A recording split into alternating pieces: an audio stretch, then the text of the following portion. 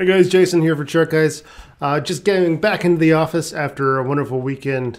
For those who don't know, I got married this weekend and had a lot of fun. But as you can expect, I didn't have a lot of time to look at the charts. And wouldn't you know, things have been a little bit crazy. So I'm going to do a quick video overview of some of the alerts and some of the action we've been seeing, highlight a couple of the good trades, and take a look at LTC and Bitcoin. So let's just jump right into LTC here. We had a lot of activity in the latter part of the 25th UTC time where we saw quite a quick buildup of buying activity. It wasn't the big violent breakout that we have normally seen on LTC lately. And for that reason, we didn't get the price shears or any of these other breakout indicators that we'd normally get.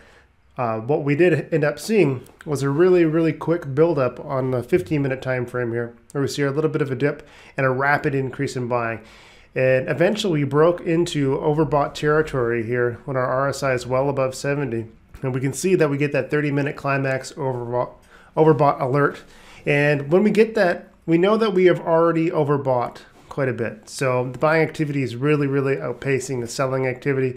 And when you get that much strength that quickly, buyers tend to disappear up around the top. And when you have the lack of buying commitment, people who have purchased all the way up to the top and are holding up here start to get a little bit nervous. They see that that buying pressure is not coming in anymore, and they're gonna want to unload a little bit. So whenever we get that big run up, we see that oversold high RSI or the oversold climax with the big volume here, we know that we can expect a little bit of downside, and that's what we saw here. We saw a little bit of equilibrium, some profit taking right away, and a quick dump down to 216 before the buying started to pick up again.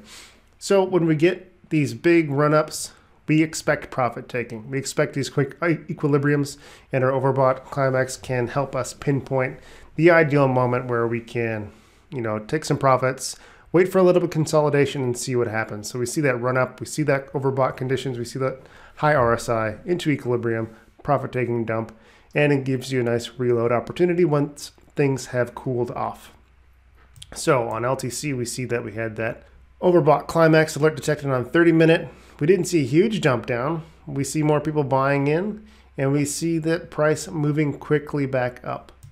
Eventually, we see that we're going to get a 1-hour climax overbought detected and a 15-minute hitting pretty much the same time. So right at that 230 psychological, we trip both alarms. That's a pretty good signal that things are not going to go much higher. Now, I did highlight the small yellow arrow here. We caught a 15-minute overbought climax as well. A little bit early. Not quite near the top of any of these candles, but all of these three alerts correlated to this being an ideal place for anyone who has profit to take it and be happy. So we get our two overbought climax alerts detected at 230 psychological, wonderful profit target. And following that, we see quite a bit of bearish activity, 230 dumping all the way down to the 214s into some volatility here. Obviously, now when we can expect to see a little bit of turnaround when we get these overbought climaxes, but what are the conditions that we're looking for around these equilibriums that are going to tip us off to what's coming next? So if we jump over to the 1-hour chart, we can see that we've had abnormal volume detected on the 15, 30, and 1 hour, all within the same hour on GDAX here. Our 15-minute and our 30-minute were within about 5 minutes of each other, signaling a major area of reversal up around 230. So when you get these big volumes at 230 psychological, we see it turn around into equilibrium. Now, the hinge point on trying to determine what our best option is for a play, is it going to continue to go bear or is it going to go bull?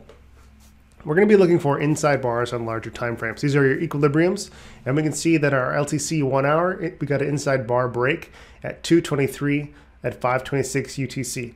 Our inside bar set up high, dipped down, broke our inside bar bearish, attempted to retake that level, and although bulls are able to buy that dip a little bit, they just didn't have that follow through, and we can see that it results a little bit of a slush where you would expect the action to come drop down, slosh up the other side, and then continue the downside. And in patterns, although this doesn't really fit the criteria, we call this pattern a descending scallop, where you have a really rapid decline in price. The bulls try to buy the action a little bit. We get a little bit of a rounded bottom. I'm going to try and draw this out for you here. Let's take a look at our brush, turn off our magnet, and what we would expect to see with this scalp is the price to rapidly come down, round up a little bit, slosh up the other side, and then continue back down. So not exactly what we saw here, but the psychology is the same. We break our inside bar, we dump down, we come back up, and then we continue down on the other side. So abnormal volume, inside bar break sets up the sentiment that we're going to see more downside, and we definitely do see more downside really quickly after our oversold climaxes go off here and we break equilibrium. Now you can see that a little bit here where we have our downside, our consolidation 15-minute time frame, and continue down. At that point our 30-minute price shear alerts go off, and eventually we actually trip below. RSI goes sub 30, indicating a potential area for reversal, and then we continue into more volatility here. So what can we expect moving forward here? If we look at our charts, we're going to be looking for equilibrium patterns here. So if I'm going to just rip these alerts off the window here, we can see we have our run up, a little consolidation, continued run, and then we're getting into wider consolidation where we're getting higher lows and lower highs, indicating a, well, it's going to be a really, really ugly triangle. So I'm going to draw that in really quick to highlight what we're looking for here. Now, what have we seen? We've seen that we've got this triangle forming, we've got a higher low, and we've set a lower low on this last candlestick. If we jump to our 4-hour time frames, let's tighten that up a little bit. We can see that we've had a mother bar, an inside bar, and we've just broke bearish on this inside bar. Now this is suggesting more downside over the next 4 hours or so, and because we broke that key level on good volume, market seems to be confirming that, and we would be able to play that accordingly.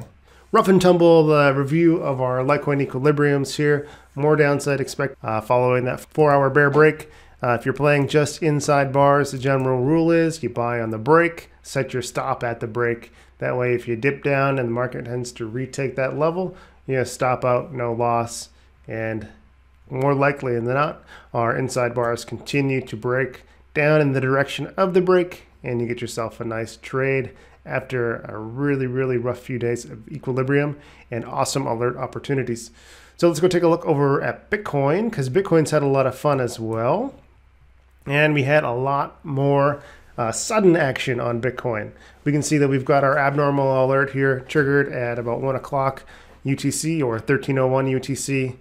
Right before that, 15-minute price shear. So boom, boom, we got our big heads up that the market's moving.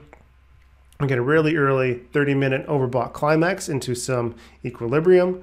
And then we get a series of overbought conditions here. And I just highlighted a couple of them here. BTC 15-minute at 10,349 catching the top of this spike. And then we see another hourly overbought catching the top of this spike. So what's happening here is we're running up just too fast. The bulls are really eager and they're really trying to push and push and push, but the market just is not ready for that level of run yet. We've moved too much too fast and we need to consolidate. So when we see this activity happening, we can run up and hit this RSI resistance, these overbought conditions over and over and over. And when these bulls continually hit this resistance and they can't break through it, they tend to start taking they tend to either start looking for longer sustained periods of consolidation, or they're going to start taking their profits and dumping into the market, and we're going to look for larger frame equilibrium. So a big important level for Bitcoin to hold currently is going to be that, let's see, it's the low of this candle, 10,108, and the shiny 36 cents. Ideally, we're going to hold that level, or we should expect to see some more downside activity. And hopefully we can catch that with the alert system. That's what it's there for. And we are constantly tuning all of our alerts. I'm not sure if we've ever discussed that, but we're watching all of these conditions actively. And when we start to see that our price shear alert or our abnormal RSI alert, when we see our price shear alert or our overbought climax alert needs to be tuned and adjusted, we do that. We go in and take a look at what are the optimal settings for the market and the current conditions. And these curated alerts are really going to be the key to monitoring and actively monitoring and succeeding in the ever-changing crypto universe.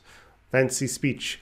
But that's it. I've got to go back to some wedding errands, some post-wedding errands, take care of the family. And I hope you all had a great weekend and Monday, and you're gearing up for an awesome week of trading. Thanks again for the support on the alert system. We are continuing to work on it, and we have a bunch of changes and exciting features coming out, new website, new integrations. It's going to be a lot of fun. I'm really looking forward to it. Thank you again.